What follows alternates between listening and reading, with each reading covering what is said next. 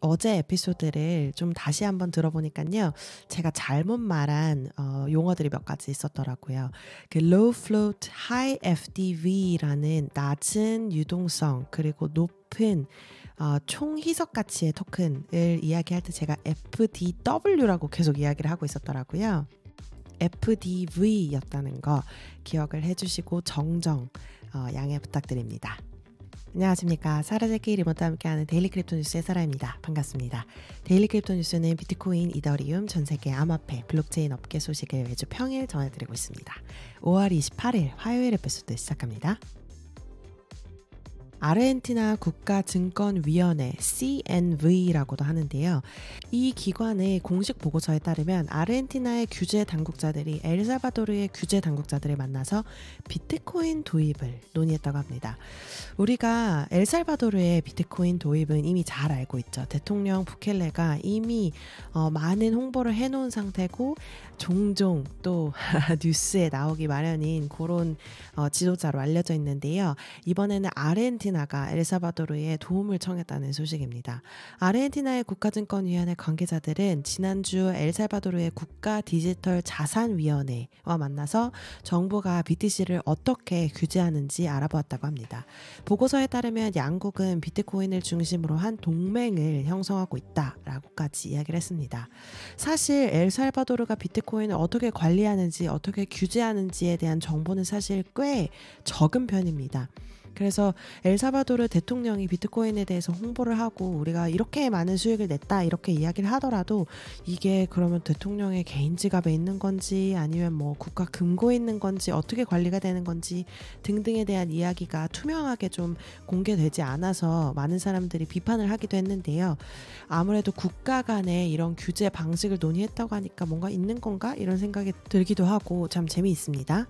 아르헨티나의 경제를 보시면 지난 몇 년간 사실 좀 심각한 타격을 입었습니다. 아르헨티나의 인플레이션은 세 자릿수 %, 정확하게 말하면 289.4%로 상승을 했었는데요. 상상이 안 가죠. 한국은 2024년 3월 기준으로 3.1%를 유지하고 있으니까요. 거의 이제 아르헨티나의 국가 통화는 의미가 없다고 봐도 과언이 아닐 것 같습니다. 공식 보고서에 따르면 3월 아르헨티나의 경제활동은 전년 동월 대비 8.4%나 감소를 했습니다. 여러모로 이제 경제 관련해서 좀 어려움을 겪고 있는데 비트코인으로 이 타격을 좀 감소할 수 있을지 기대가 됩니다. 인기 웹3 게임 네트워크인 갈라게임즈는 해커가 스마트 컨트랙트를 침해하고 막대한 양의 GALA 갈라 토큰을 발행한 후에 좀 휘청거리고 있습니다.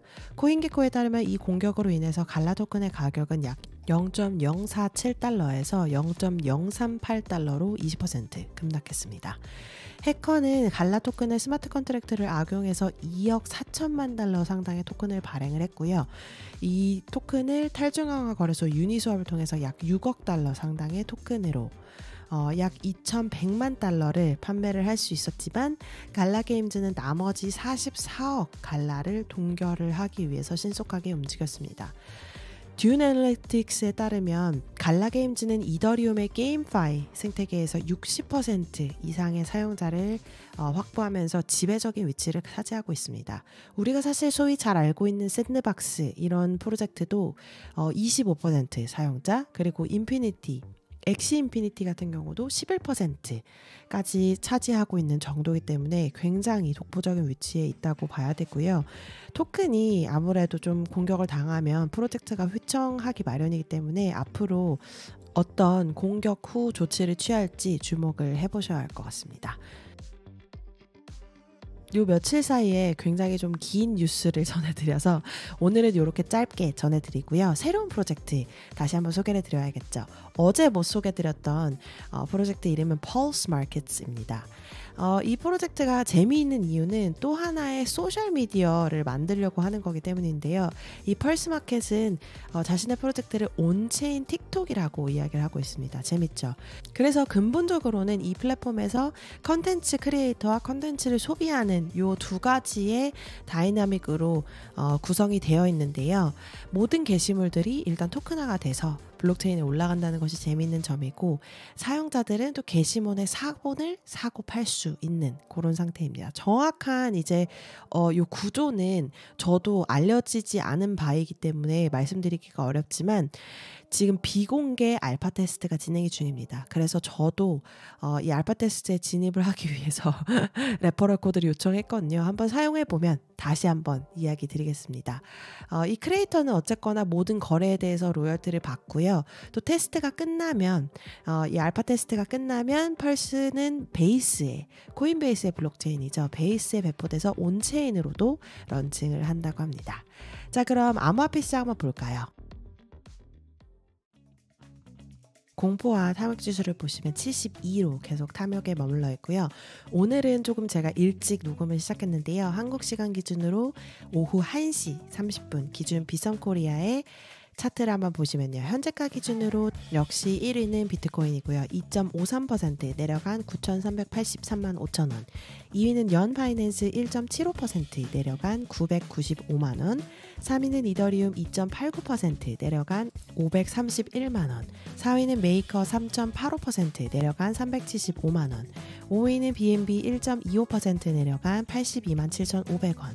6위는 비트코인 캐시 5.66% 내려간 64만 9,500원. 7위는 솔라나 2.18% 내려간 22만 9,300원. 8위는 아베 2.72% 내려간 14만 6,400원. 9위는 일루비움 4.03% 내려간 12만 1,400원. 10위는 비트코인 SV 3.43% 내려간 8만 6천원에서 거래되고 있습니다. 차트 자체는 붉은데요. 아무래도 좀 떨어졌다 올라갔다 계속하는 그런 방향은 계속 기억을 해주시고, 이게 내려가는 분위기는 아니라는 거 항상 기억을 해주셨으면 좋겠습니다.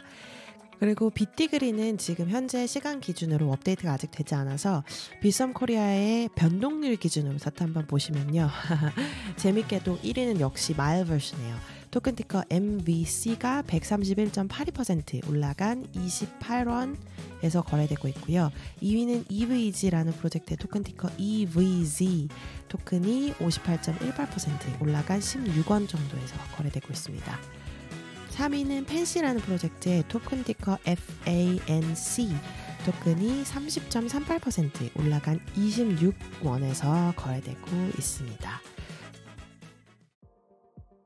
자, 오늘 5월 28일 화요일 데일리 크립토 뉴스 소식도 여기까지 전해드리고요. 저희가 새로 런칭한 뉴스레터 메일리에서 구독하실 수 있습니다. 유튜브가 편하신 분들은 유튜브에서 확인해 보시고요. 항상 감사드립니다. 내일 다시 뵙겠습니다.